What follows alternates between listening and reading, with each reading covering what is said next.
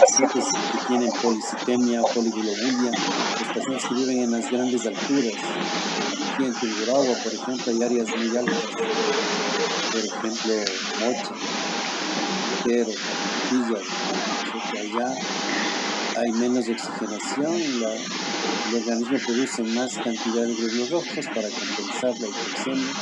¿Y esto qué provoca? Policitemia, con un problema de hipercoagulabilidad, y también van a presionar más al corazón para que la función sea adecuada, pero eso repercute en insuficiencia más bien, ¿no es cierto? El pH, aquí me falta la anemia, por ejemplo. ¿Qué pasa en cambio cuando hay anemia? El corazón tiene que latir más veces para suplir la oxigenación de los tejidos. El pH, ¿no es cierto?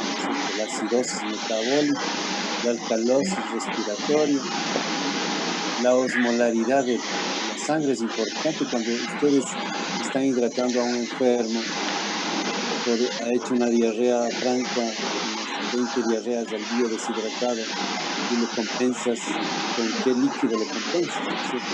Si le pones solo una solución hiposmolar como la dextrosa en agua, sin electrolitos, ¿qué le sucede a ese paciente? Que todo el agua que entra a la vena se va hacia la parte intersticial y provoca edema. En cambio, si es que le pones una solución hiperosmolar, ¿qué ocurre? ¿No es cierto? La solución salina al 0,9%, ¿qué osmolaridad tiene? Ahí tienen que acordarse la fórmula de la osmolaridad, que es 2 sodios, ¿no es cierto? Y ahí también tienes que ponerle el BUN y la glucosa, pero 2 sodios ya tienes 250. A ver cuánto sale. 308. La cantidad de sodio que tiene una solución salina al 0,9% es 154 miliequivalentes, ¿no es cierto? Por 2, 208. Mira, si le pones una solución salina al 0,9% es isotónica, va a provocar menos problema, ¿no es cierto? Mira, la osmolaridad, eso también tenemos que ir familiarizándonos y poniendo en práctica esto. Muchas otras variables del medio interno, ¿no es cierto? Aquí ustedes me van a decir otras, un montón, ¿no es cierto? De acuerdo, aquí solamente están unas pocas que les puse para recordar lo que tenemos que tomar en cuenta. Si tienes un paciente con edema generalizado, una insuficiencia cardíaca derecha, ese paciente, ¿cómo tendrá la composición de líquido? Probablemente hiponatremia, ¿no es cierto? El sodio está ahí, hemodiluido, y va a haber repercusiones a nivel general por el sodio. Le pones el diurético, ese paciente orina más cantidad de líquido, ¿y qué ocurrirá con eso? Que el sodio se nivela a valores ya normales, ¿sí? Entonces, miren, es importante esto. Aquí nos faltaron algunos términos que vamos a tratar de recordarles, ¿no? Miren, el medio interno, compartimentos. Aquí es importante, ¿no es cierto? El agua corporal total generalmente es en el hombre el 60% del peso corporal. En la mujer dicen 50%. Por ejemplo, esto es importante para calcular el sodio y a veces el bicarbonato. El sodio, cuando estamos manejando una hiponatremia, es importante saber cuánto es el porcentaje de agua corporal total. Y se dividen en los 3 compartimentos que ustedes saben, ¿no es cierto? El intracelular, que es las 2/3 partes, aproximadamente 30 litros. Y el extracelular, 1/3, 15 litros. ¿En dónde está en el extracelular? ¿Quién me dice? Evelyn Benavides. ¿Qué me dice? ¿Dónde está el líquido extracelular?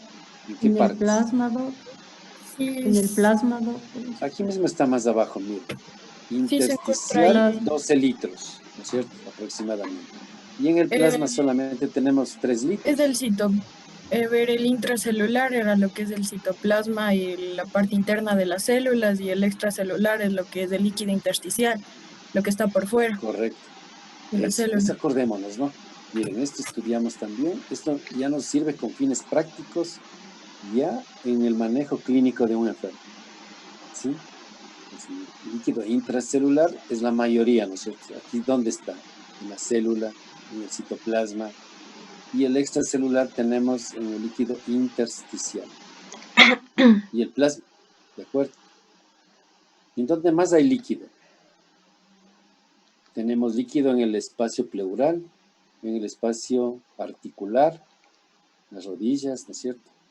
¿En dónde más tenemos? Espacio El pericardio. pericardio. Líquido cefalorraquídeo. Exactamente, ¿no es cierto? Ahí también tenemos líquido. ¿De acuerdo? Entonces, mira que es bonito aplicar esto ya a la clínica. ¿De acuerdo? Seguimos. Esto que muy bien lo habló, excelente, ¿no es cierto? Esto ustedes tienen que repetir y repetir porque esto, cuando hablamos de electrocardiogramas, vemos un electro, tenemos que saber esto, ¿no es cierto? O cuando tenemos una taquiarritmia, un síndrome de Wolff-Parkinson-White, por ejemplo, ¿qué pasa? Hay reentrada aquí, ¿no es cierto? Hay problemas en esta parte del aurículo. ¿O qué pasa con la fiebre reumática? Que ha habido una cicatriz aquí en la aurícula y hay una alteración en el paso del impulso eléctrico a través del aurículo, ¿no es cierto? Ya con fines prácticos. ¿Qué pasa con el infarto agudo de miocardio? Pues esto es importante recordar, ¿sí? La fisiología cardíaca es fundamental, se relaciona muchísimo con el electrocardiograma. Miren, esta imagen debemos tenerlo siempre todos, con las medidas de esto permanentes. Esto tenemos que grabarnos, ¿no es cierto? ¿Cuánto mide la onda P? ¿Cuánto mide el intervalo PR? Algunos les llaman PQ, ¿no es cierto? Pero es PR. ¿Qué significa un bloqueo auriculoventricular? ¿Qué significa una prolongación del ST? Etcétera, ¿no es cierto? Ustedes, ¿en dónde se habla de la despolarización ventricular? ¿Con cuáles ondas? Onda T, doc. Onda T. En el QRS. Por ese. El complejo QRS. Es la Exactamente. Complejo QRS es la despolarización ventricular, ¿no es cierto? Y la repolarización es lo que dijeron ustedes, ¿no es cierto? Es la onda T. Y aquí también tenemos el punto J. Y es importante las medidas de las ondas, ¿sí? ¿Qué pasa cuando el ST se desplaza hacia arriba o hacia abajo? ¿Qué significa? Isquemia, ¿no es cierto? Cuando hablemos de cardiopatía isquémica, repetiremos esto. Miren, esta imagen debemos saberlo nosotros toditos de memoria, con sus valores respectivos, ¿sí? Es una imagen típica, ¿no es cierto? Tenemos que dominar, por favor, esto, ¿sí? ¿Qué pasa con la onda T? ¿Se va hacia arriba? ¿Se va hacia abajo? ¿Qué significa? ¿De acuerdo? Sí. Ya, esto ya nos hablaron muy bien de las bombas. Tenemos que, resumiendo, tener la fisiología del músculo cardíaco, la excitación rítmica del corazón y el ciclo cardíaco, que bien lo ha dicho el compañero, ¿no es cierto? Muy bien. ¿Sí? Los músculos que tenemos, la característica del músculo diferente al músculo estriado, ¿no es cierto? Tenemos los tres tipos de músculo, el liso, el cardíaco y el estriado, ¿sí? Todos sabemos qué significa, en histología lo vimos, también en bioquímica, ¿no es cierto? Y ahora ya vamos a ver qué es lo que pasa con el funcionamiento cardíaco y qué pasa cuando hay una isquemia de una parte, ¿sí? Los potenciales de acción, que lo dijo muy bien, ¿sí?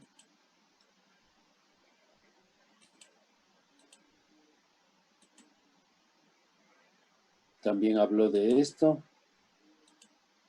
Todo esto relacionado con ya, la diferencia entre los músculos cardíaco y estriado, lo sabemos, ¿no es cierto? ¿Sí? En exámenes complementarios ustedes hablan un poco de aquí.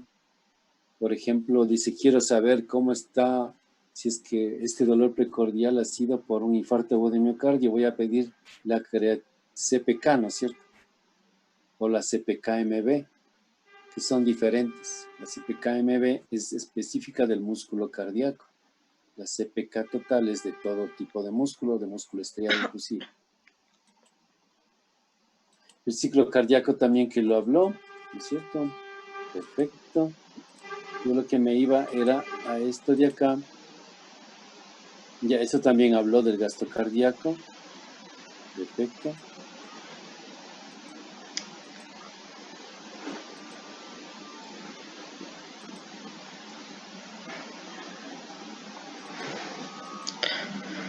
Me falta un poco.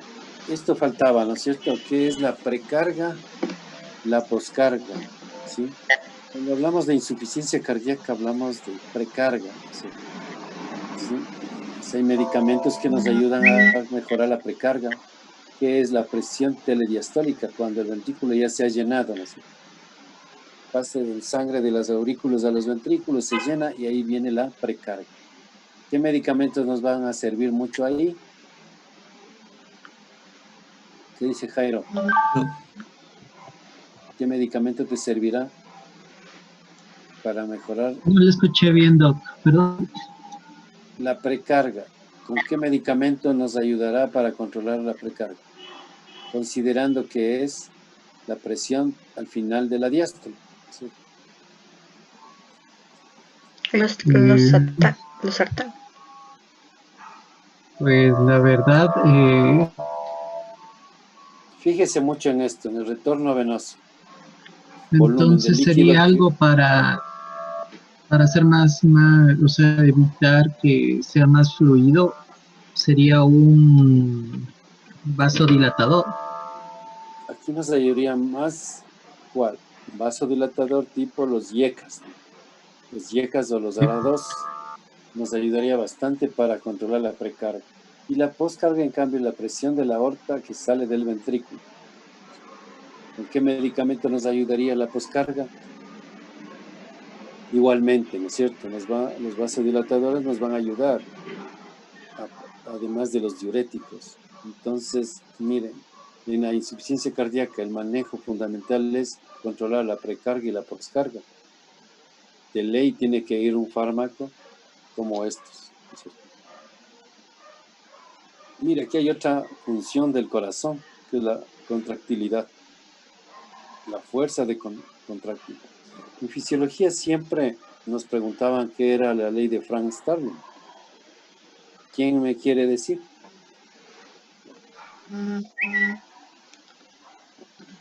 La ley de Frank Starling decía que cuando existe un llenado del ventrículo totalmente, va a ayudar a que esto ejerce el gasto cardíaco, es decir, para que logre igualmente a la eyección. Esto es lo que leí. ¿Alguien más quiere aportar? La ley de Frank Starling es cuando más se llena de sangre el ventrículo durante la diástole, mayor va a ser el volumen de sangre que se expulse durante la sístole. Eso que dije. Sí, sí, señor. En la diapositiva que les puse está lo que acaban de decir las dos compañeras, que lo han dicho a su manera adecuada, ¿no? Esa es la capacidad que tiene el corazón de adaptarse a volúmenes, a mayor fuerza de contracción, a mayor fuerza de llenado, mayor cantidad de llenado, mayor fuerza de contracción. Hasta cuando llega un momento que ya no da, y ahí viene la insuficiencia cardíaca, ¿no es cierto? Sí. Entonces, también tiene un límite. Este mecanismo es muy conocido y siempre en fisiología nos habla, ¿no es cierto? Mecanismo de Frank Starling. La inervación del corazón también es importante, ¿no es cierto? Aquí es fundamental en cardiología la inervación. Está inervado por los nervios vagos, que es el 10º par, ¿no es cierto? ¿Cuál es el neurotransmisor del nervio vago, del 10º par craneal? Nicole Pérez.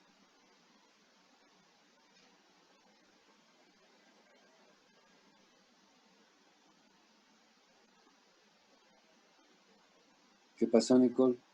¿Le dio un infarto? La acetilcolina. La acetilcolina, ¿no es cierto? Y en cambio de los nervios simpáticos, ¿Cuál es el más importante? Romina. La noradrenalina. La adrenalina. De los nervios simpáticos, en cambio, va a ser la noradrenalina. La adrenalina, ¿es cierto? La adrenalina. La adrenalina. Pues miren, son los...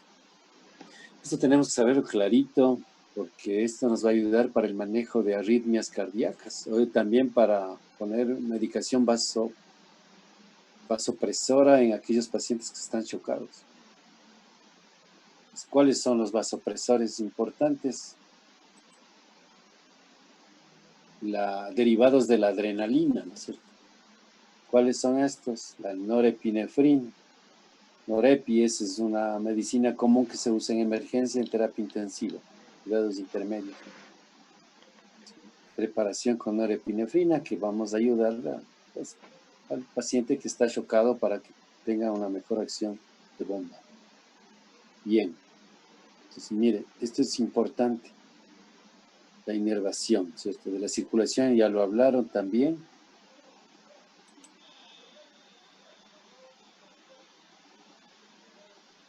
Esto ya también hablaron. Ya no avanzo. Y aquí tenemos las propiedades del miocardio, ¿no es cierto? Las otras funciones cardíacas. ¿Sí?